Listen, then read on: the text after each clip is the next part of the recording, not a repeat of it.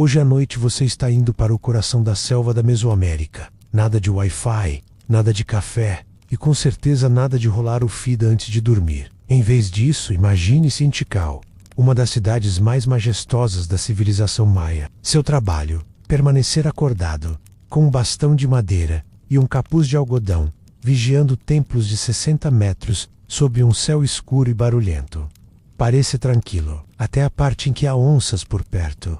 O turno começa quando o céu ainda tem aquele tom azul arroxeado e as cigarras começam a se calar. O ar tem cheiro de pedra quente, resina de copo e folhas grandes que respiram mais do que você. À sua frente, ergue-se uma pirâmide que parece mais velha que o tempo. Ela emana uma autoridade silenciosa, como se estivesse julgando seus passos. Você anda devagar até o posto de vigia. A pedra do caminho ainda guarda o calor do dia, e o som dos seus passos é engolido pela vegetação nada de lanternas. Apenas a luz suave de tochas nos cantos distantes e o brilho intermitente de pirilampos. Uma ave noturna pia longe, e uma folha estala tão alto que você quase pula antes do se acomodar. Você respira fundo. O pano ferrugem da túnica gruda um pouco nas costas úmidas de suor morno. Um colega mais velho cruza o caminho. Ele faz um aceno curto e silencioso, que serve tanto para cumprimentar quanto para dizer "não dorme" e segue. Guardas maias não conversam muito à noite. Há um respeito implícito pelo silêncio, como se as palavras pudessem acordar os deuses. Você se senta com cuidado na mureta de pedra que delimita a borda do terraço. Lá de cima, dá para ver boa parte da cidade. As escadérias, as estelas esculpidas com histórias de reis, e mais além, sombras que podem ser sacerdotes, ou só troncos antigos fingindo importância. O tempo desacelera. Seu único dever é estar ali, olhar, esperar, pensar. A vigilância maia não era marcada por disciplina rígida. Em vez disso, acreditava-se que a contemplação silenciosa fortalecia o espírito. Há registros em códices que descrevem os turnos noturnos como momentos quase meditativos. Parte do treinamento do corpo e da mente. Você começa a perceber detalhes que não veria durante o dia, como a textura suave da pedra sob os dedos, a maneira como o vento noturno parece trazer vozes distantes, e a luz das estrelas refletindo levemente nas folhas enceradas. A cidade dorme, mas a floresta, essa, nunca fecha os olhos.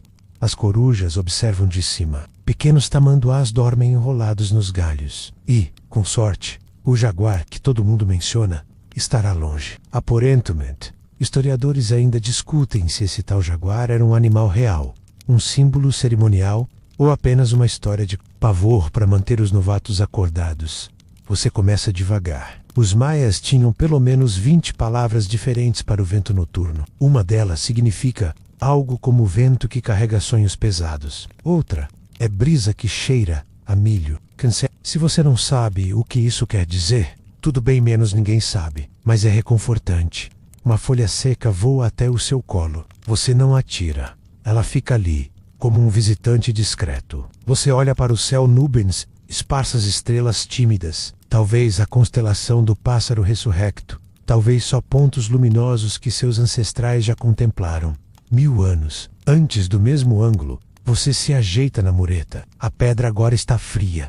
Seus olhos pesam, mas você resiste. O corpo está aqui, atento. A mente, nem tanto. E tudo bem, a cidade está segura. O mundo, por agora, está em silêncio. Seu próximo passo é fazer a primeira ronda. Você se levanta devagar, esticando os braços por baixo da túnica de algodão azul petróleo, que agora parece um pouco mais pesada com a umidade da noite. A madeira do bastão range levemente em sua mão, não por ser velha, mas porque tudo aqui parece murmurar. Os degraus de pedra descem em ângulo firme, e você pisa com cuidado, pois escorregar seria tanto embaraçoso quanto barulhento o suficiente para acordar meio pátio cerimonial. A ronda noturna segue por um caminho estreito, que contorna os templos menores. Você passa por um altar com restos de incenso e pétalas secas. Há um cheiro persistente de copel queimado, misturado com o aroma fresco do mato úmido. A cidade está quieta, mas não está morta. Um guaxinim observa de dentro de uma cesta. Ele pisca devagar como o Quem diz só tô de passagem. Mais adiante, há um poço cerimonial coberto por uma tábua de madeira. Você para ali por um instante. Não porque seja seu dever, mas porque aquele lugar tem um silêncio diferente. mais denso, segundo os velhos, era onde os sacerdotes deixavam oferendas líquidas, mel fermentado, leite de seiva e, em noites especiais, até um pouco de chocolate espesso, com pimenta, um luxo. Diga-se, você sorri ao imaginar os deuses recebendo aquilo com uma careta. Enquanto caminha, seus pés fazem pequenos ruídos nas pedras soltas. Você se pergunta como os guardas mais antigos decoram cada rota, cada ruído, cada cheiro. Como é possível que alguém saiba a diferença entre o som de uma folha caindo e o de um lagarto passando? Mas eles sabem. Você ainda está aprendendo. E isso é reconfortante. Ao virar a esquina de um depósito de grãos, você sente o cheiro do milho estocado. É adocicado, seco e lembra a infância. Você pensa em como cada civilização tem seu cheiro base. Para os marras milho. Sempre milho. Era comida, moeda, mito e metáfora. Havia cerimônias noturnas só para agradecer ao milho por ainda estar ali, mesmo quando chovia de mais ou de menos. Isso também é parte da vigilância. Não apenas guardar corpos, mas preservar significados. Historiadores ainda discutem se os guardas noturnos tinham algum tipo de ritual próprio, ou se simplesmente pegavam o bastão e iam. Alguns códices sugerem que os mais devotos faziam pequenas orações silenciosas a cada hora passada acordado. Outros afirmam que havia um jogo, não declarado entre os jovens, quem conseguia ficar mais tempo de olhos abertos sem piscar. Você se abaixa para ajustar a sandália. Um pequeno sapo salta debaixo de uma pedra e desaparece com um barulho molhado. É como se a selva dissesse: sim, estou ouvindo também. Você ri em silêncio. Se isso fosse um filme, agora haveria um trovão. Mas não, só o vento suave e constante. Aquele vento que cheira a milho cansado. Ao chegar ao fim da ronda, você encosta num dos pilares do Templo do Sol da Meia-Noite. Ele está coberto de inscrições. Você tenta decifrar algumas, mas está escuro, e a maioria fala de coisas que ninguém mais entende. Você sabe apenas que um dos glifos representa esperar com paciência até que o mundo se lembre de você. Poético demais para uma inscrição. De muro, talvez, mas os maias eram assim. Sentimentais quando menos se espera. De volta à sua trilha, você escuta uma coruja. Ela parece falar com você. Algo como: você ainda vai esquecer de mim na manhã. E você promete que não. Mas sabe que vai. Como todas as coisas que parecem grandes à noite somem no café da manhã, você retorna devagar ao posto. O céu agora está mais claro, não de luz, mas de definição. As estrelas são mais nítidas. O ar parece ter menos peso. E, por um momento, você não sente sono. Só uma estranha alegria calma, como se estar desperto fosse um segredo entre você e a cidade. Você retorna ao posto principal, uma plataforma de pedra baixa, ladeada por duas colunas que há muito perderam os adornos de estuque. Ainda assim, elas se erguem com a dignidade de quem viu muitos séculos passarem e decidiu que não precisava de mais enfeite algum. Você se senta em um banco esculpido de madeira e observa o céu. Uma brisa úmida desliza pela sua nuca. Ela tem cheiro de folhas amassadas e fumaça distante. Agora é hora do momento mais subestimado da noite. Escutar. Você se inclina levemente para a frente, como se isso amplificasse sua audição. De algum lugar distante, ouve o barulho ritmado de água pingando. Ping, ping, ping. É hipnótico, como se o mundo tivesse um metrônomo e você fosse o único que pudesse ouvi-lo. E claro, a coruja está de volta. Ela pia, pausadamente. Você responde com um assobio improvisado. Ninguém jamais provou que corujas falam maia, mas ninguém provou que não também. Os sons noturnos criam uma tapeçaria. Grilos, passos pequenos, foulas mexendo, respiração de animais que preferem não serem vistos. Você aprende a identificar o que é normal e o que é levemente fora de lugar.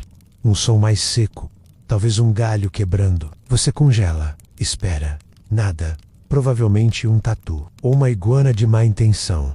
Você ri de si mesmo. Mas uma nota mental de checar aquilo mais tarde. Enquanto isso, você estuda o céu. As estrelas maias não são as mesmas que você aprende na escola moderna. Aqui, há constelações que representam milho, serpentes de água, escadas invertidas. A Via Láctea, para os maias, era o caminho sagrado por onde as almas atravessavam entre mundos. E esta noite ela está particularmente nítida, como uma estrada clara no meio de uma floresta escura. Você se deita no banco, só por um instante. Os guardas veteranos diriam que isso é permissível, mas apenas se você não roncar. Acima, a constelação da tartaruga aparece. Ela carrega um mundo nas costas. Historiadores ainda debatem se esse mito era literal ou simbólico. Talvez ambos. Os textos nunca deixam claro, mas há evidência em vasos cerimoniais mostrando tartarugas flutuando em nuvens. Não se pode dizer que os maias tinham falta de imaginação. Você fecha os olhos só um pouquinho. Não para dormir, claro, mas para ouvir melhor. E, assim que você justifica. E nesse breve intervalo, você se pega pensando em comida. Não a comida de guarda, menos raízes mastigadas e um pouco de cal, mas nas iguarias da feira, tumales de folha larga, atolê com flor de cacau, bolinhos de milho com pimenta doce. Uma vez, você comeu tanto que sonhou com um sacrifício onde os deuses pediam segundos. Uma picada de mosquito o traz de volta. Volca coça o tornozelo com a ponta da sandália. No fundo, está grato. Ser picado é uma forma de lembrar que ainda está no mundo dos vivos. Você se espreguiça e se senta outra vez. Um movimento à sua esquerda. Apenas uma sombra de árvore balançando. Nada mais. Seu bastão está ao lado, descansando como um companheiro calmo. Ele é feito de madeira escura, polida pelo uso. Cada guarda inscreve uma pequena marca no cabo quando completa 100 noites. Você ainda está longe disso,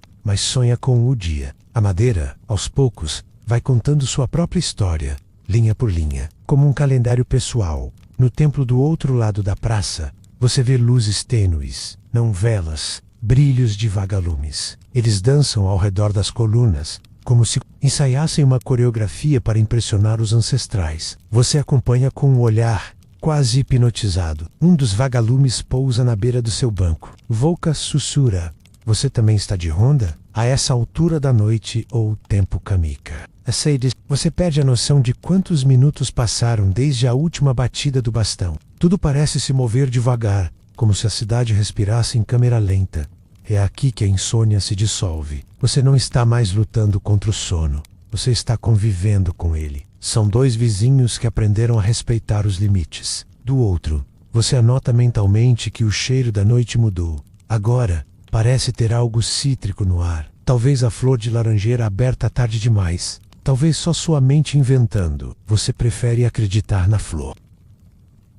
Você se levanta do banco de pedra com um leve estalo nas costas. Não que você seja velho, mas é como se os ossos gostassem de reclamar um pouco, só para marcar presença. A noite avança, e sua tarefa agora é caminhar pelo lado leste do complexo, onde as sombras são mais espessas e as conversas com corujas dão lugar a diálogos silenciosos com as árvores.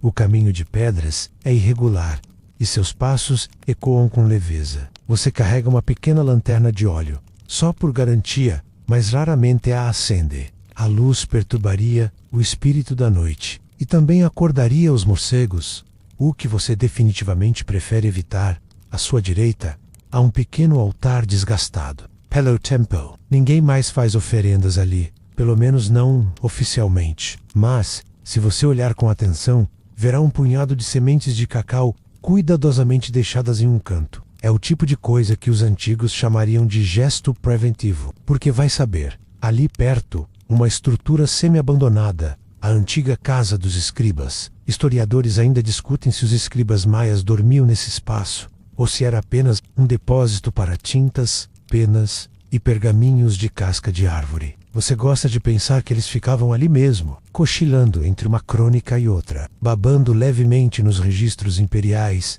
O chão dessa parte do complexo tem marcas que só se revelam sob a lua, certa menos como hoje, pegadas fossilizadas, impressões de sandálias, riscos de treinamento militar. Você passa por cima deles, como se caminhasse sobre lembranças. Uma pequena depressão no solo marca o local onde os jovens guardas faziam flexões. Você evita olhar por muito tempo. Trauma físico tem cheiro, e você não quer lembrar. À medida que caminha, sente o ar ficando mais úmido. Isso significa que você está chegando perto do reservatório, uma espécie de piscina sagrada que reflete o céu noturno com perfeição. É aqui que os guardas mais poéticos, você incluso, em noites mais dramáticas, vêm refletir, literalmente e metaforicamente. Esta noite a superfície está tão calma que parece vidro. Você se ajoelha na beira e encara seu reflexo. Tá mais bonito do que esperava. Talvez o uniforme ajude. Enquanto observa a água, algo pacoeno, sem move. Uma rã, ou talvez um peixe. Muito educado. Você dá boa noite. O peixe não responde, claro, mas isso não é incomum. Muitos peixes maias eram conhecidos por sua introspecção. Você se deita de lado, apoiando a cabeça em uma pedra mais ou menos confortável. Honra para Shima. E mais uma vez, as estrelas. Lembra-se de uma história que seu tio contava, que cada estrela era um milho plantado pelos deuses, esperando o tempo certo para nascer. O céu então seria um campo de cultivo, um campo infinito e silencioso, onde as colheitas iluminam a escuridão. Um som novo se aproxima. Passos. Você se senta, alerta, mas calmo. É o outro guarda da noite, seu colega de ronda. Ele carrega um balde de madeira com 2 copos dentro. Sem dizer uma palavra, se senta ao seu lado e oferece um deles. É atolei, uma bebida quente de milho, espessa e doce. Você agradece com um murmúrio. O calor da bebida contrasta deliciosamente com o ar fresco da madrugada. Vocês não conversam muito. Um bom colega de ronda sabe respeitar os silêncios, mas há uma troca de olhares e um aceno discreto, que diz tudo. Sim, tá tudo calmo. Sim, está tudo bonito. Sim, eu também queria estar dormindo. Após um tempo, ele se levanta e segue seu caminho. Você fica ali mais um pouco. Um vagalume passa voando bem devagar. Você o acompanha com os olhos como se fosse um cometa.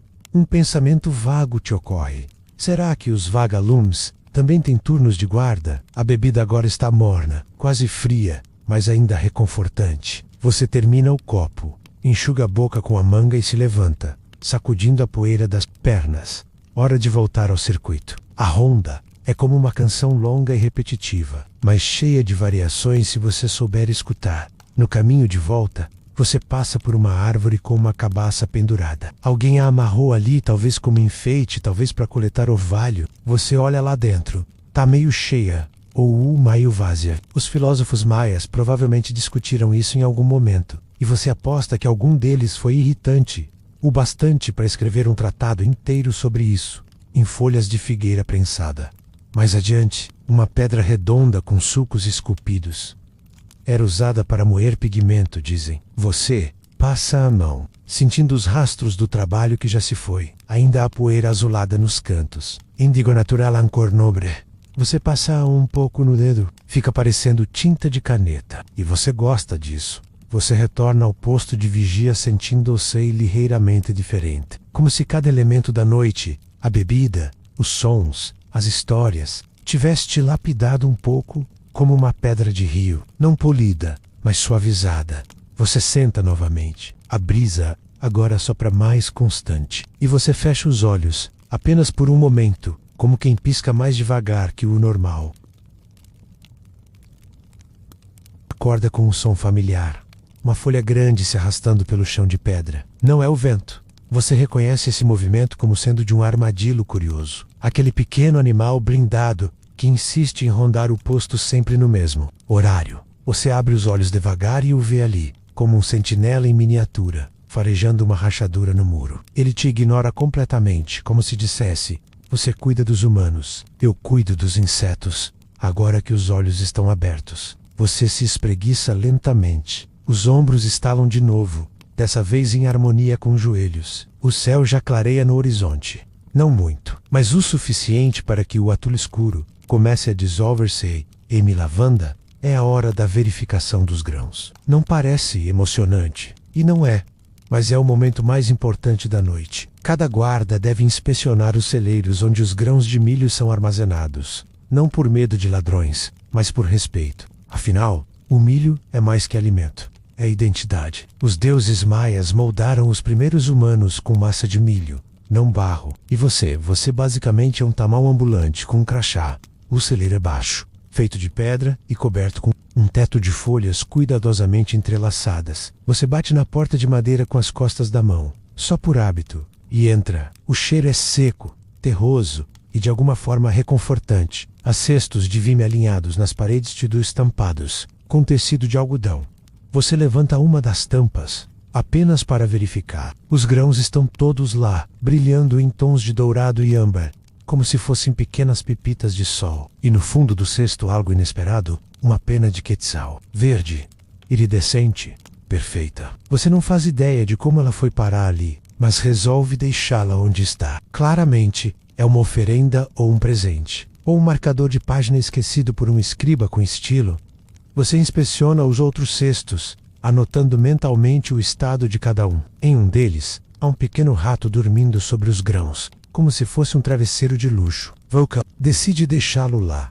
Todos têm direito a uma noite tranquila, inclusive os roedores. Ao sair, o céu clareou um pouco mais. Você respira fundo, sentindo o ar úmido com um toque de névoa. A essa hora, a cidade ainda dorme. Só os padeiros e os velhos sacerdotes estão acordados. E você, claro. O trio da aurora.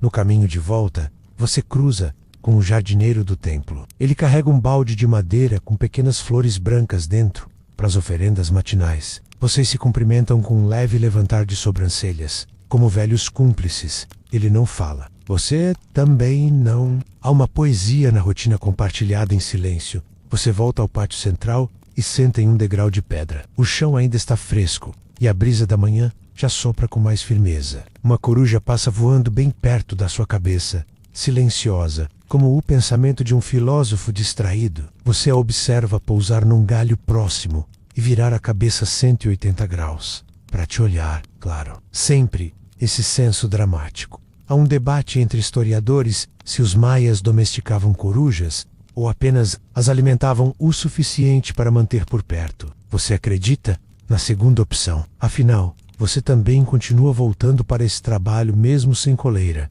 enquanto observa o movimento do dia prestes a nascer. Você se lembra de uma teoria excêntrica que ouviu de um mercador viajante, que as formigas daquela região têm um senso de orientação baseado nas constelações. Você achou isso ridículo, claro, mas agora, vendo uma fileira de formigas perfeitamente alinhada cruzando o pátio, você se pergunta, e se for verdade, você boceja. Não porque esteja entediado Embratambeme, mas porque a noite já se alonga.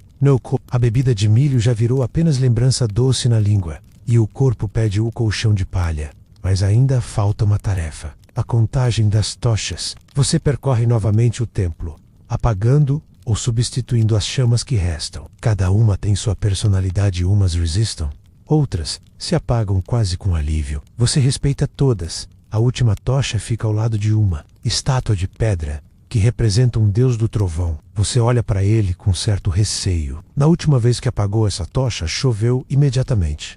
Coincidência? Provavelmente, mas você fecha os olhos por um segundo e sussurra uma desculpa, só por precaução. Apagada a chama, a escuridão volta por um instante, apenas para ser substituída por aquela luz suave que antecede o amanhecer. Você se apoia contra a parede, cruzando os braços, ouvindo o som do mundo despertando, o canto dos pássaros, o bater do Penelis, um cachorro distante latindo contra o nada. O turno está quase acabando, e embora você já esteja contando os minutos para a rede e o cobertor, rústico, há um tipo estranho de saudade antecipada, porque, no fundo, você gosta disso, do silêncio, da brisa, da companhia das estrelas e dos pequenos rituais. E quando o sol finalmente aparece, como uma gema enorme rolando sobre o horizonte, você sorri, porque conseguiu.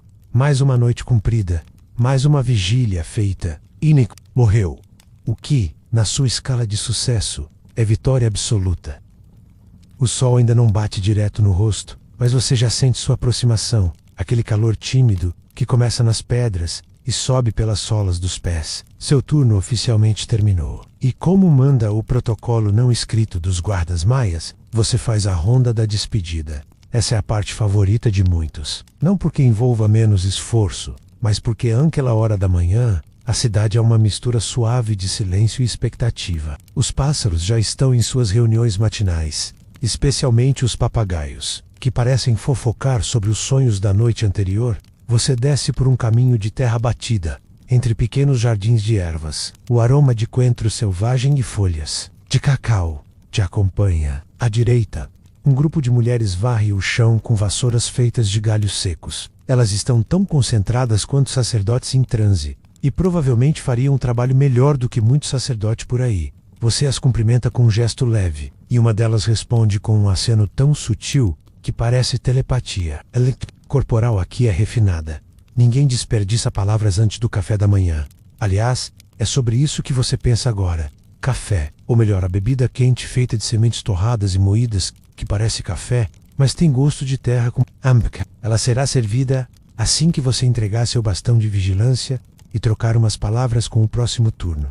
Antes disso, no entanto, há uma parada obrigatória: o altar dos deuses pequenos. Não confundir com os grandes, que têm templos e festas próprias. Os pequenos cuidam de coisas práticas, como manter o telhado preso, impedir que a sopa queime e garantir que a sua sandália não arrebente na descida. Você chega ao altar, que é basicamente uma pedra chata com algumas conchas, sementes e penas empilhadas de maneira respeitosamente caótica. Você acrescenta seu tributo: uma pedrinha azul que encontrou perto do poço. Não é preciosa, mas é bonita. E os deuses, pequenos, ao que tudo indica, apreciam a beleza modesta. Enquanto isso, o novo turno se aproxima. É composto por 2 jovens, que ainda acreditam que a patrulha é uma missão épica. Eles sorriem ao te ver, talvez por respeito, talvez porque você está com cara de quem não dormiu, e isso os faz sentir superiores. Temperário Man. Você entrega o bastão, que é apenas um pedaço de madeira entalhada com símbolos vagos, mas que carrega o peso da responsabilidade. Eles te agradecem com aquele entusiasmo de quem ainda não entendeu a quantidade de formigas envolvidas no cargo. Agora sim, você caminha para sua casa. E por casa, entenda uma cabana modesta com telhado de palha e uma rede que ranja cada movimento. No caminho, você cruza com um cachorro que sempre te segue até metade do trajeto e depois desiste. Ele faz isso há meses. Vocês têm esse pacto tácito de amizade incompleta. Na entrada da cabana, há um pequeno vaso com uma flor azul. Você não se lembra de tê-lo colocado ali. Provavelmente foi a vizinha idosa, que às vezes deixa presentes sem dizer nada. Você faz o mesmo, como aquele pedaço de tecido que deixou na porta dela quando o filho voltou da guerra. Você entra. O interior da cabana está fresco. A luz suave do sol penetra pelas frestas da palha, criando padrões dançantes nas paredes. De barro, você larga os sapatos num canto, derruba o cinturão de ferramentas com um baque seco e, por fim, se joga na rede. Ela balança devagar, como se estivesse suspirando junto com você. Antes de dormir, no entanto, há um último ritual. Você puxa um pequeno caderno de folhas dobradas à mão, seu diário. Não é oficial, mas você gosta de registrar os acontecimentos da noite, ou pelo menos os que envolvem animais, ruídos estranhos e debates internos sobre o sentido da existência. Noturna. Hoje, você escreve: o rato no milho parecia mais confortável que eu. Talvez esteja certo. O deus do trovão ainda me olha estranho. A tocha dele apaga muito fácil. O armadilho chegou no horário de novo. Está mais pontual que o novo turno. Você fecha o diário com um nó simples e o guarda sob a rede. E então, finalmente, o corpo se rende. Os olhos se fecham devagar. Os sons da cidade crescem lá fora. Crianças correndo mais e chamando, fogs acesos. Mas tudo isso chega até você como um eco suave, como se viesse de um mundo diferente. Historiadores ainda discutem se os turnos dos guardas maias eram organizados por rotação solar, lunar ou pura conveniência. Mas para Voca, isso pouco importa. Você apenas sabe que seu turno acabou. O sol está alto e você conquistou o maior prêmio possível: a chance de dormir enquanto o mundo desperta. Você acorda com um calor sutil entrando pelas frestas da cabana, como se o sol estivesse te convidando para um abraço lento. O canto distante de uma coruja ainda ecoa em sua memória, um lembrete noturno que insiste em não ir embora de vez, mesmo que o dia esteja claro. As corujas aqui parecem se esticar para o dia como gatos preguiçosos, sempre prontas para uma última conversa. Ao se espreguiçar, você lembra que hoje é dia de limpar as tochas. Parece tarefa simples, mas é uma arte que poucos dominam. Uma tocha mal cuidada é como um soldado sonolento. Não aguenta o peso da noite e apaga no momento mais inoportuno. Você pega o balde de madeira com água e a espuma feita de resina, ingredientes que parecem mais poções mágicas do que ferramentas de trabalho, no quintal. O vento agita os ramos secos das árvores, espalhando folhas e sementes como notas musicais perdidas. Você aproveita para observar as estrelas, ainda apagadas pelo sol, e pensa em como a escuridão da noite deve ser um convite irresistível para as conversas entre corujas. Elas, com seus olhos redondos e movimentos silenciosos, são as guardiãs invisíveis da cidade quando você está descansando, enquanto lava as tochas. Você encontra uma pena preta e reluzente, provavelmente deixada por uma dessas corujas misteriosas. A pena é lisa, perfeita, e você decide guardá-la. Um pequeno amuleto para noites futuras. Afinal, os guardas maias acreditavam que as penas podiam carregar bênçãos dos deuses, especialmente se viessem de aves noturnas. Ao voltar para dentro, você passa pela sala onde repousam as armas de madeira e os bastões entalhados, ainda brilhando com pequenos detalhes dourados. Um detalhe curioso: cada bastão tem símbolos que representam não só as tarefas, mas também a hierarquia e o humor do seu portador. Seu próprio bastão, por exemplo, tem uma marca que parece um pequeno milho dourado, um lembrete de que o milho é vida, até para quem vigia à noite, enquanto se prepara para o próximo turno. Você reflete sobre como a rotina noturna dos guardas maias não era apenas sobre vigilância, mas também sobre conexão com a natureza e o cosmos. Historiadores ainda discutem se esses guardas eram mais guerreiros ou xamãs disfarçados, considerando suas conversas frequentes com a fauna local e o conhecimento das estrelas. Com as tochas limpas e a pena guardada no bolso, você se equipa para a ronda da noite. O silêncio começa a descer como um véu macio, e a cidade se prepara para sua transformação mágica. Você sente a responsabilidade de ser não só o protetor das pessoas, mas também o guardião dos segredos que só o escuro revela. Você sai pela porta com passos calmos, a tocha acesa e o olhar atento para os primeiros brilhos das estrelas. O caminho é familiar, mas nunca igual. A cada noite, novas histórias surgem entre o sussurrar das folhas e o brilho das constelações. E você sabe, no fundo, que é nesse silêncio e nessa rotina que reside a verdadeira magia do seu ofício. O ar da noite está fresco, quase cortante, enquanto você avança pelas ruas estreitas do povoado. O chão é uma mistura de terra batida e pequenas pedras que rangem sob suas sandálias gastas. À sua esquerda, as casas de barro refletem a luz das tochas, projetando sombras dançantes que parecem contar histórias antigas, invisíveis para quem não sabe escutar vocas sob kill. Entre as tarefas do seu turno está de manter a ordem, ou pelo menos a ilusão dela. Às vezes, o silêncio é quebrado por risadas baixas ou sussurros furtivos, e é seu dever estar atento, mas sem despertar medo. O humor, afinal, é um segredo que ajuda a espantar o cansaço e a monotonia. Você imagina como seria estranho para um visitante moderno entender essa mistura de vigilância e leveza enquanto caminha.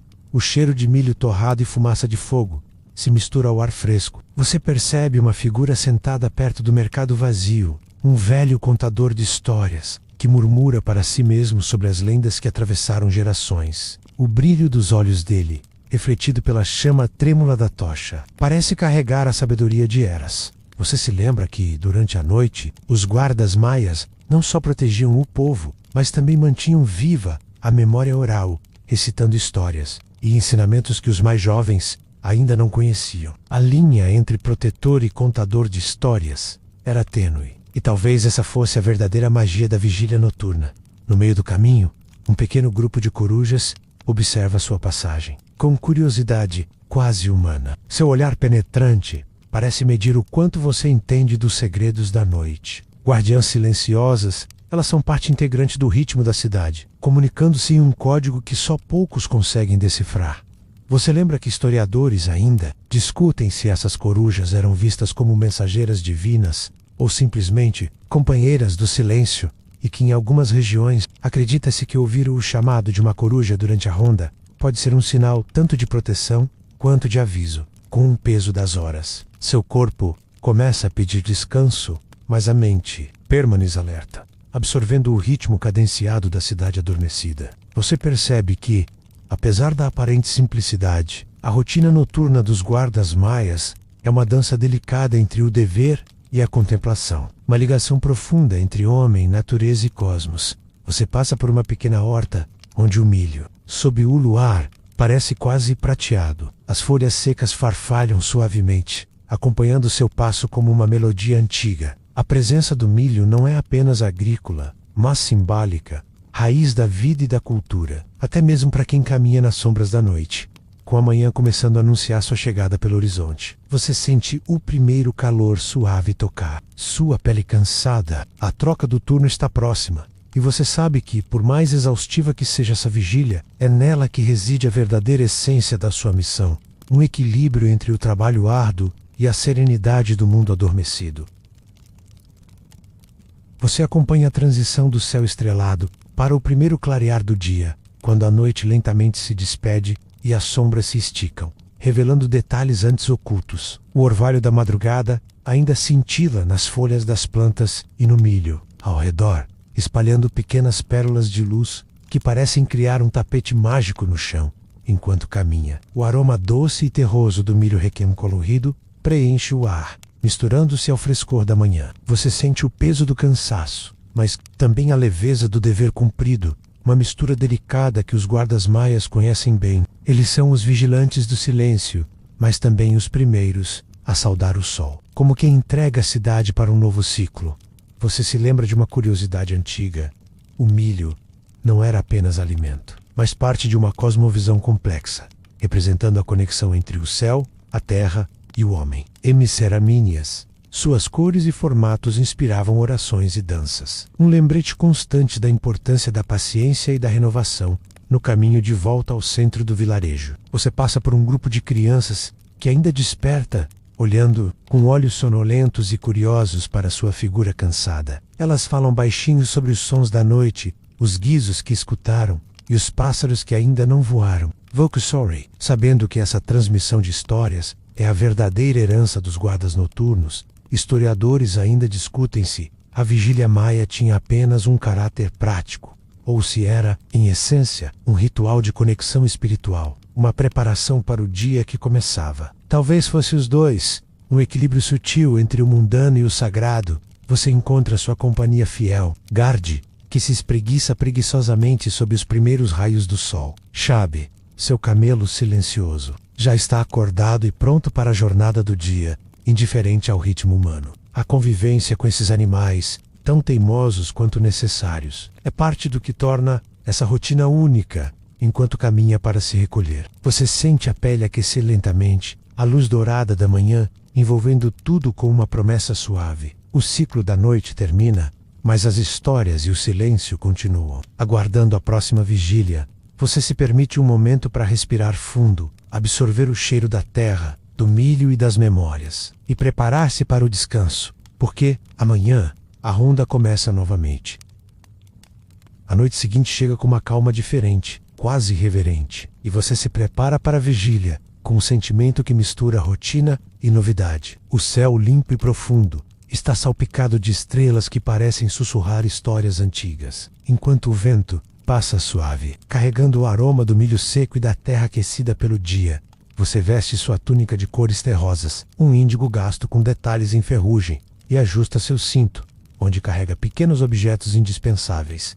Um cesto de vime, com frutas secas, um pedaço de carvão para marcar o caminho, e uma bolsa de couro que protege o bilhete e a memória das noites passadas. Gardi está ao seu lado, atento, e Shabe, com seu passo lento e seguro, completa o trio silencioso.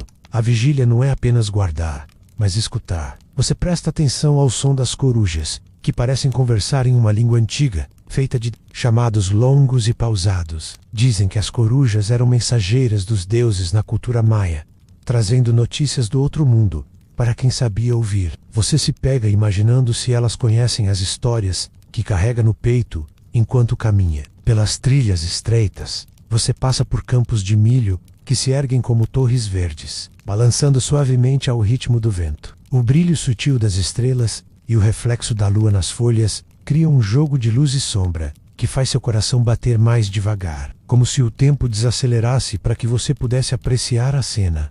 A curiosidade excêntrica da noite. Os guardas maias usavam pequenas lanternas feitas de cera de abelha e folhas secas para iluminar seu caminho, um método delicado que não assustava os animais nem quebrava o silêncio da noite. Uma luz fraca, quase poética, que iluminava o trajeto como um fio invisível de proteção. Historiadores ainda discutem se a vigília era apenas uma necessidade de segurança ou se tinha um papel mais profundo na manutenção do equilíbrio entre o mundo físico e espiritual. Talvez, enquanto você caminha, esteja participando de algo muito maior do que imagina, a conversa entre as estrelas e o milho, o silêncio das trilhas e o sussurro das corujas compõem uma sinfonia noturna, que você começa a entender como um segredo antigo, quase sagrado, e por mais cansado que esteja, essa conexão lhe dá um conforto silencioso, uma razão para continuar. Você respira fundo, sentindo o ar fresco da noite preencher seus pulmões, e deixa que os passos lentos guiem seu corpo e sua mente para um estado de calma e contemplação. O frio da madrugada se infiltra lentamente pela sua túnica, um lembrete sutil de que a noite é longa e que o descanso, por enquanto, ainda está distante. Você observa o céu estrelado com uma calma resignada, enquanto Gard se aninha próximo. Aos seus pés, procurando conforto na sua presença, Ishabi permanece alerta, orelhas erguidas para qualquer som inesperado. No silêncio profundo, as estrelas parecem mais próximas, quase tocáveis, e você lembra das histórias que ouviu sobre os guardas maias, que acreditavam que a alma dos mortos viajava pelo céu noturno. Entre as constelações que eles mesmos nomearam e desenharam nas paredes de pedra, cada ponto brilhante é uma memória, uma luz que guia os vivos e os mortos, enquanto suas mãos repousam sobre o cesto de vime, com tâmaras secas. Você tenta se distrair com o lento ritmo da noite, a sensação áspera das folhas secas sob seus pés, o som distante de algum animal noturno e o farfalhar dos galhos ao vento compõe uma trilha sonora quase hipnótica, feita para quem tem paciência para ouvir.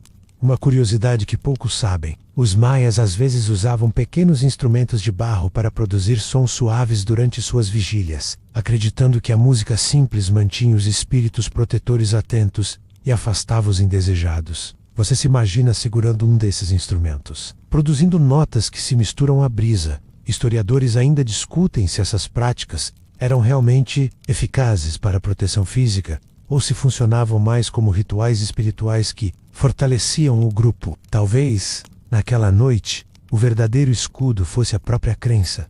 Você fecha os olhos por um momento, sentindo o cansaço pesar nos seus membros, mas também reconhece que essa vigília é mais do que uma tarefa. É um elo invisível com a terra, com o tempo e com aqueles que caminharam antes de você, sob esse mesmo céu.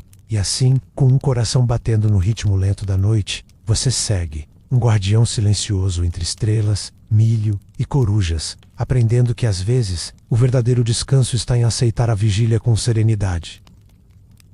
Você sente o ar ficando mais frio enquanto a noite avança, e o leve brilho da lua ilumina as folhas secas e os galhos retorcidos ao seu redor. Gard se mantém junto a você, seu pelo reluzindo tenuemente sob a luz prateada, enquanto Shabi parece menos dramático agora, aceitando o ritmo tranquilo da jornada. O silêncio da noite é quebrado apenas pelo ocasional piado distante de uma coruja, cuja presença parece quase mágica nesse cenário de sombras e estrelas. Lembra-se que os guardas maias tinham a função de proteger não apenas as pessoas, mas também os campos de milho, que eram sagrados e essenciais para a sobrevivência da comunidade. As conversas com as corujas, consideradas mensageiras entre o mundo dos vivos e o dos espíritos, eram momentos de silêncio respeitoso e escuta profunda. Era como se o próprio silêncio tivesse voz, e você fosse parte de uma conversa secreta, que poucos podiam entender.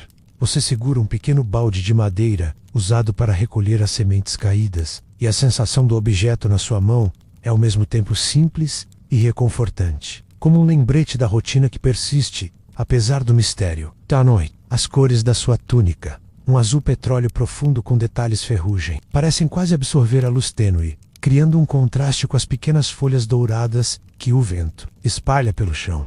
Uma curiosidade interessante: em algumas comunidades maias, acreditava-se que o milho falava com os guardas durante a noite, transmitindo avisos através do movimento das folhas ao vento. Você quase consegue imaginar essas vozes silenciosas sussurrando segredos antigos, quase inaudíveis, mas cheios de significado. Historiadores ainda discutem se essas crenças tinham origem em rituais espirituais ou se funcionavam como uma forma de os guardas estarem atentos aos pequenos sinais do ambiente. Talvez ambas as coisas, misturadas em uma dança de realidade e mito. Você respira fundo, sentindo o ar fresco da noite entrar nos seus pulmões, e percebe que nesse momento não há pressa, apenas a contemplação calma de estar ali, fazendo parte de algo muito maior do que o simples ato de vigiar.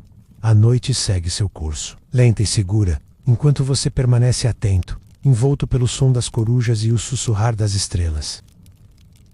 O céu escurece ainda mais, com estrelas brilhando como pequenas tochas suspensas na imensidão do cosmos, enquanto você continua a caminhar pela trilha que serpenteia entre os campos de milho. O aroma da terra úmida e das plantas noturnas se mistura com um leve cheiro de resina das árvores próximas, criando uma atmosfera quase ritualística que parece transcender o tempo. Shabi, o camelo teimoso, agora caminha mais devagar, seus passos cuidadosamente medidos sobre o solo irregular, enquanto Gard mantém-se alerta, suas orelhas sempre viradas para os sons mais sutis da noite. Você sente o peso do manto atu patrulho sobre os ombros, seu tecido grosso protegendo contra o frio crescente, e aprecia a textura áspera da bolsa de couro onde o bilhete está guardado, um lembrete silencioso da missão que ainda o aguarda. Sua frente, uma coruja de olhos grandes e dourados pousa em um galho baixo, encarando você com uma calma quase desafiadora, como se estivesse julgando cada passo seu. Você se lembra de que para os maias, esses pássaros não eram apenas observadores, mas guardiões da sabedoria ancestral, seres que podiam atravessar os véus entre o mundo físico e o espiritual. Você para por um momento, absorvendo o silêncio, pesado e ao mesmo tempo cheio de vida ao seu redor, e tenta imaginar as histórias que as estrelas já ouviram, relatos de antigos guerreiros, rituais esquecidos e noites como essa, em que guardas e corujas compartilhavam a vigília sob o mesmo céu. Uma curiosidade para você: carregar algumas inscrições maias indicam que esses guardas noturnos às vezes utilizavam pequenos instrumentos de madeira para emitir sons rítmicos, que, acredita-se, afastavam espíritos malignos e protegiam os campos, uma forma de música de proteção que poucos conhecem hoje. Historiadores ainda discutem se essa prática era uma simples superstição ou um método sofisticado de comunicação entre os guardas, talvez até uma espécie primitiva de alerta. Noturno, você retoma a caminhada, sentindo uma serenidade crescente, enquanto o mundo parece desacelerar ao seu redor. E o bilhete em sua bolsa permanece um símbolo silencioso da jornada que o conecta com aqueles que vieram antes, homens e mulheres, que também cruzaram essas terras sob o brilho sereno das estrelas. O frio da madrugada começa a penetrar mais fundo, envolvendo tudo numa névoa tênue, que suaviza as formas das árvores e dos montes distantes. Enquanto você avança lentamente pela trilha, o milho balança suavemente com o vento, criando uma melodia quase hipnótica que se mistura com o som sutil das folhas secas sob seus pés. Garradi, fio e silencioso, caminha logo ao seu lado, e você sente seu olhar atento sobre o terreno irregular, sempre pronto para reagir a qualquer sinal de Pirek. Shabi, apesar do desconforto da noite fria, mantém-se firme, o pelo erguido para proteger-se do frio cortante, seu hálito formando pequenas nuvens brancas no ar. Você puxa o manto mais apertado e deixa que seus olhos se acostumem à pouca luz, observando o céu, que começa a clarear na direção do horizonte, prenunciando a chegada de um novo dia. A sensação é de estar suspenso entre o sono e a vigília, entre o sonho e a realidade, um momento que os guardas maias provavelmente reconheciam como sagrado, um tempo para refletir e se preparar. Enquanto caminha, você lembra que esses guardas não estavam apenas protegendo as plantações. Eles eram a linha tênue entre a ordem e o caos, entre a segurança das aldeias e os mistérios que a escuridão podia esconder. A rotina noturna deles era mais que vigilância física. Era um ritual de conexão com a terra, o céu e os ancestrais. Você sente a textura áspera do bilhete contra seu peito, um símbolo silencioso dessa tradição que atravessa séculos, e que ainda hoje parece sussurrar segredos na brisa fria da madrugada. Uma curiosidade para acalmar sua mente.